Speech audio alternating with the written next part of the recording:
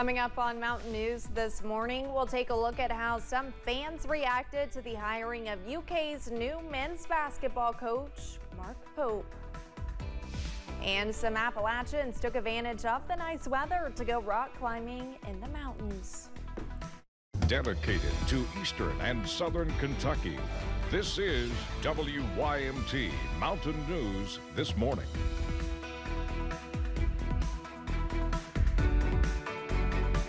Good morning, I'm Olivia Calfee. The time is 6 a.m. on Monday, April 15th. Now let's check in with meteorologist Mace Michaels for a look at your forecast this morning.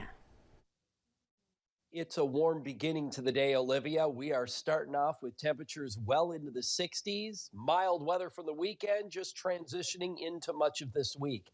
We're in the low 60s right now as we look at Whitesburg. It is dry and the sky is mostly clear. As you check out Hazard, we are looking at temps in the mid-60s. Not too many clouds out there on the horizon.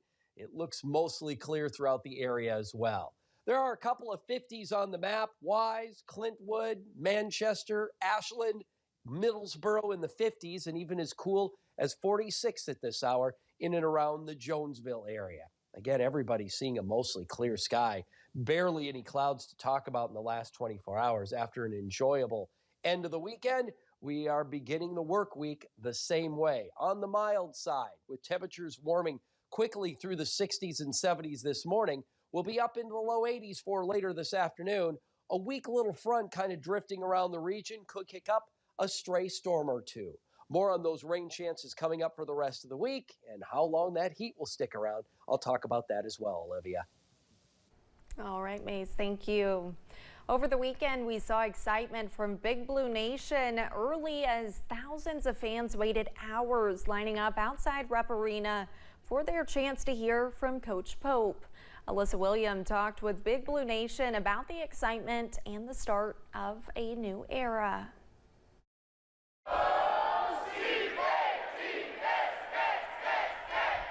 Big Blue Nation couldn't hide its Wildcat pride as thousands of fans made their way to Rupp Arena on Sunday. We're really excited. This is awesome. It's a beautiful day here, and go Cats.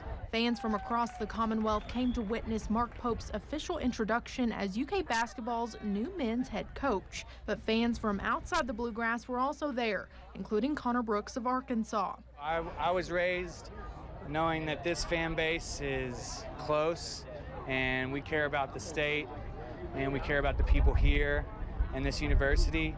So for someone who's been here, I mean, what better person to get than someone who played for us and took us to the promised land? Now he can lead us to the promised land. The event brought in new fans and longtime ones, like Denise and George Kamek, who share their excitement about Pope. Well, I think Cal had his own technique. Rupp had his, and they all do, and I appreciate Cal, and I'm not done downgrading him. But Pope is done bring back the excitement to the Bluegrass State. He's blue blood through and through. Several fans expressed their excitement about having a former UK player and now a part of the coaching staff. They say they're also excited to see some fresh takes when it comes to coaching out on the court. Enthusiasm is a given, but I would like to see some coaching on display. And I mean, we love recruiting, but I think we're all excited to see his offense.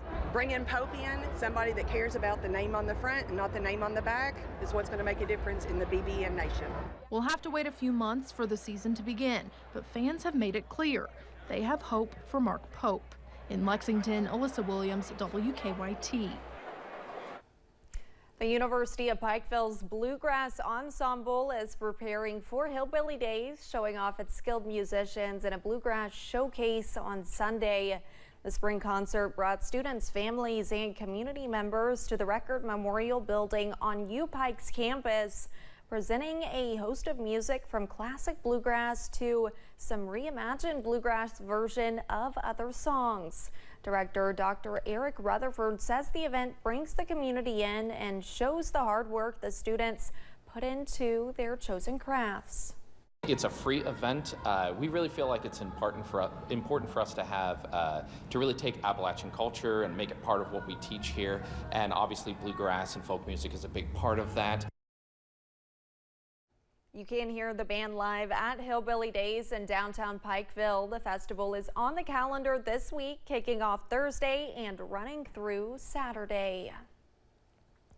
Over the weekend, community members in Lexington put their gardening gloves on to help improve Fayette County for the 25th year through tree planting. Volunteers with Reforest the Bluegrass added some new trees to Coldstream Park and celebrated a big milestone.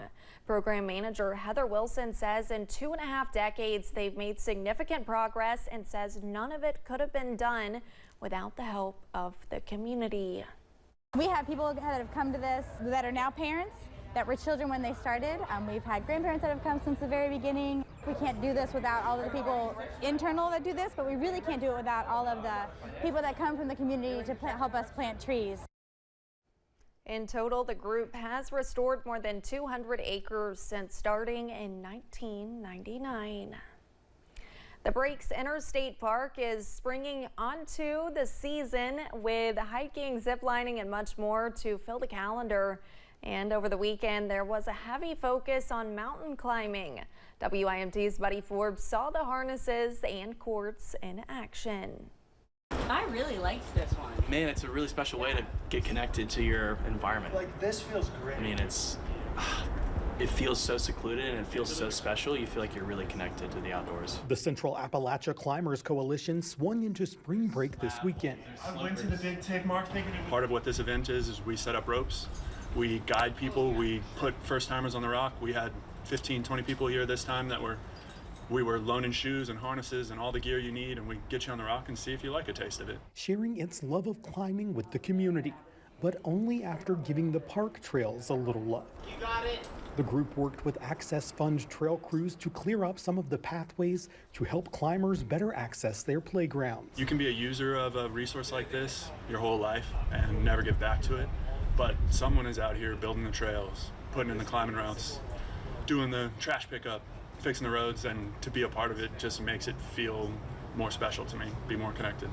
Those involved say it is a way to keep building the climbing community while also taking care of the parks that support the sport. And Breaks Park is used as an example of how great climbers and parks like this can really get along. Which is why the coalition worked with the Breaks to get grant funding, securing $30,000 from the Cumberland Forest Community Fund, which helped the park in its trail development. People that helped develop the rock climbing here are really proud of it. And to see that parking lot full this morning and to see it full yesterday was a special thing.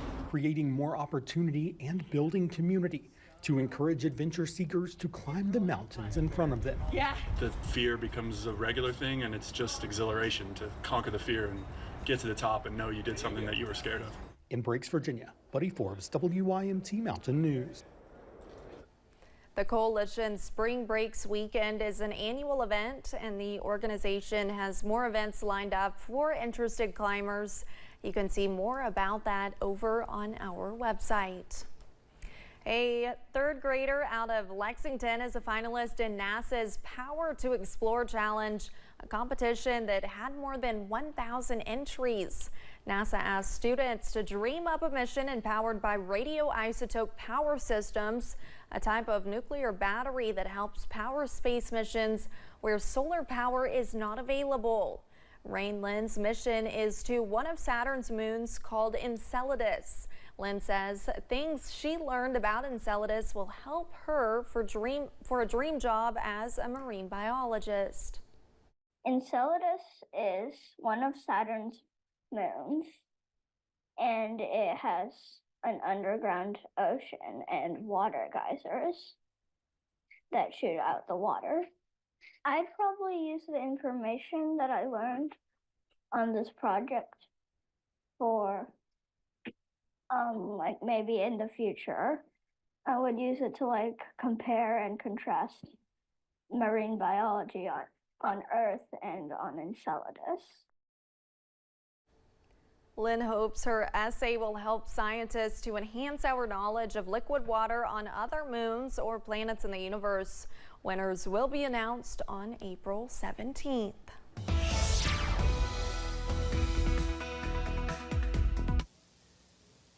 We have some warm temperatures to talk about across the area today. 60-degree readings for us. We're beginning mild at this hour. Pikeville, you're starting the day at 66. The sky is mostly clear. Just a nice weekend, and we're beginning the week here, the work week, nice as well. You'll see a few clouds here as we look up above Hazard. The city lights kind of glowing off some of those clouds. But again, the majority of the area is mostly clear. Temps in Hazard in the mid-60s as well. Couple of 50s, Middlesboro and Manchester, Wise at 57, Clintwood 58, a little cooler at Ashland at 53. Jonesville, our cool spot this morning, at 46. Otherwise, it's 60s. It's warm pretty much over the area. Satellite and radar shows limited clouds through the night, or from the overnight and on into this morning. Through the afternoon, we will enjoy the sunshine. A few more clouds in the late day, may be able to pop up a few showers and thunderstorms. Highs into the low 80s. Coming up after the break, I'll have a look at the full forecast. We'll get you through the rest of the week and into the upcoming weekend.